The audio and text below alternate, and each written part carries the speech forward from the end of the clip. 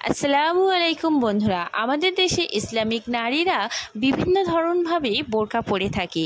তারা বোরকা পরে নিজেকে ভাবে তারা খুব ইসলামকে ফলো করছে, কিন্তু শুধু বোরকা পরলেই ইসলামকে ফলো করা যায় না। ইসলাম হচ্ছে পবিত্র ধর্ম।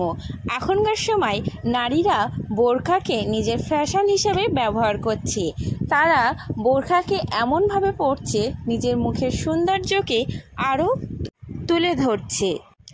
নারীরা রমজানের রোজা রাখে বটে, কিন্তু রমজানের রোজার শেষে যখন পবিত্র ঈদ আসে সেই ঈদের সময় সেই নারীরা পরপুরুষের কাছ থেকে বিভিন্ন ধরনের মেহেন্দির ডিজাইন করে থাকে।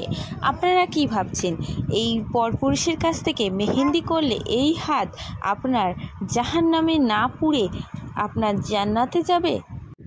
সেটা কখনোই না। আপনার জাহান্নামে ঠেলে নিয়ে যাবে এই হাত। আপনার স্ব ইচ্ছায় যদি কোনো পুরুষ যদি আপনার গায়ে স্পর্শ করে, তাহলে আপনার এতেই আপনি জাহান্নামে যাবেন। তুমি তোমার আব্বুর মেয়ে এবং তুমি তোমার হাজব্যান্ডের রানী, যে তোমাকে সর্বদা আগলে রাখে এবং ভালোবাসে। এখনকার নারীরা রমজান কোনো অনুষ্ঠান, বিয়ের অনুষ্ঠান হোক, বিভিন্ন রকমের বাজারে যায় এবং নানান ধরনের মেহেন্দির ডিজাইন তৈরি করে এবং নানান পুরুষ তার হাতে হাত দেয়, শাড়ি পরায়, চুড়ি পরায়। এগুলো করবেন না।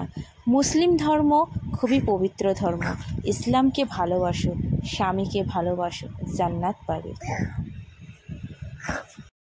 খোদা হাফেজ। ভিডিওটা ভালো লাগলে চ্যানেলটাকে সাবস্ক্রাইব করে পাশে থাকবে।